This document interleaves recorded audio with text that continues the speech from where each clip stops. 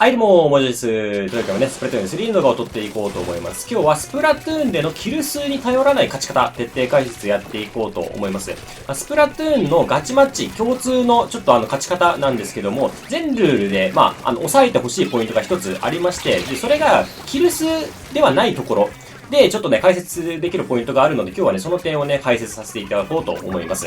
で、最初に前提条件を言っておくと、ガチマッチ、ガチルールにおいては、キルが結構正規です。基本的に自分がメインでずーっとキルを取れば、結構な確率で勝てるようになります。だから上手い人のエイム力とかみんなね、高いのはそういう理由で、上手い、イコール、エイム上手い、イコール、キルが増える。で、勝ちやすいと。いうところがあるんですけども、今日の動画の中ではね、なかなかね、キルって難しいじゃないですか。エイムも、人によってね、上達のスピードとか全然違うんで、そういうところじゃなくて、考え方とか、あと意識の部分で勝てるっていうポイントがね、一つあるので、今日はね、ちょっとそういうところを紹介していきます。で、それが、最初に結論から言っちゃうと、真ん中キープの話になります、今日は。で、真ん中キープって、僕ね、ガチあさりの動画でよく言うことが多いんですけど、今日の動画も、2試合ね、ガチあさりの試合を見ながらね、話をしていくんですけど、ガチあさりの時だけじゃなくてね、全ルールにおいて、この真ん中キープっていうのがかなり有効な考え方となっています。で、真ん中キープってまず何ぞやっていう話なんですけども、真ん中の塗り状況を常に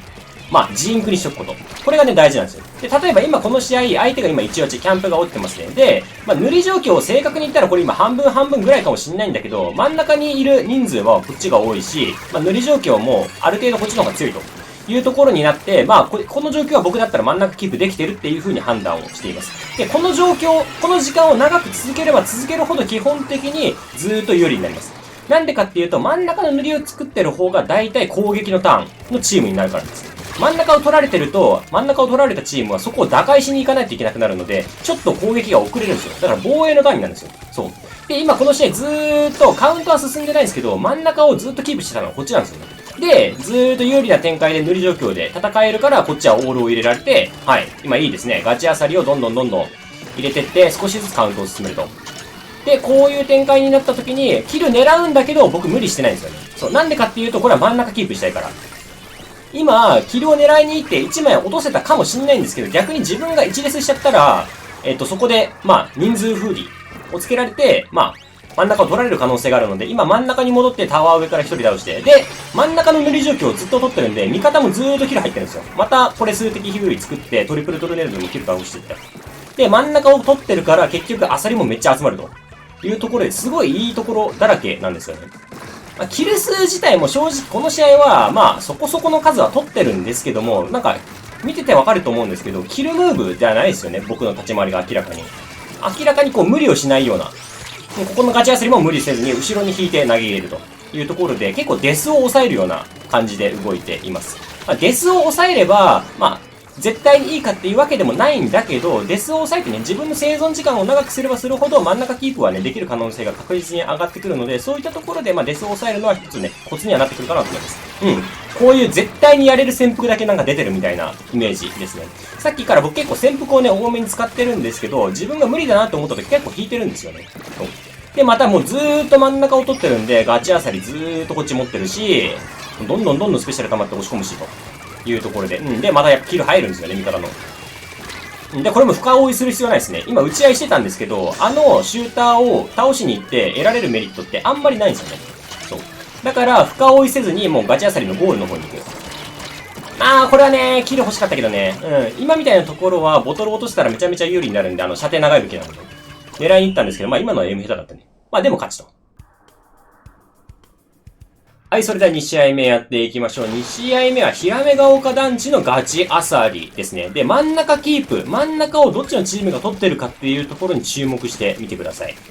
本当にね、なんかね、キルをいっぱい取るって、もちろんね、上を目指すんだったら、キルをいっぱい取れるように絶対ならないといけないです。上を目指すのが。ただ、そこまでね、なんつうんだろう。めちゃくちゃ上の方じゃなければ、この意識だけでね、本当にね、勝率がガラッと変わるっていうことがね、往々にしてあるんで、ちょっとそこをね、見ながらやっていきましょう。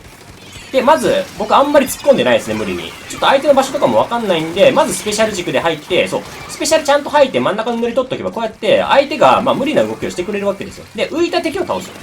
いいね、この気球板も刺さるというところで、衝動完璧に取りましたね、これ。はい、衝動完璧に取ったから、もう入れに行くターン。で、これも警戒しながら、ちょっと塗り作って、まあ、入れに行くタイミングはやっぱり、まあ、スペシャル欲しいですね。アサリだけじゃなくて、歩行を進めるタイミングとか、矢倉を進めるタイミング、エリアの打開とかは、やっぱりスペシャル軸で考えて、またスペシャル溜まると。いいですね。スペシャル分回して、いやー、これやりたかったけどね。まあ、今のところはね、打ち合いのところ行っていくっていう判断自体は間違えてないですよ。まあ、ただ、もちろんエイムがね、ちょっと良くなかったけど。さあ、ただ、段差でこっちはデスしてるんで、そう、味方の復帰に合わせてジャンプすれば、真ん中の塗り取れてるんですよね、これ。そう、だからね、真ん中の塗りをね、取っとくって非常に大事で、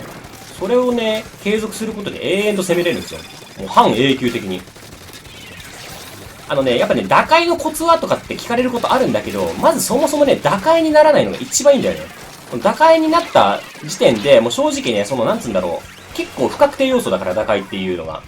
そう、だからね、打開にならないのが一番いいから、もうね、それをしないために真ん中キープするっていうイメージですね。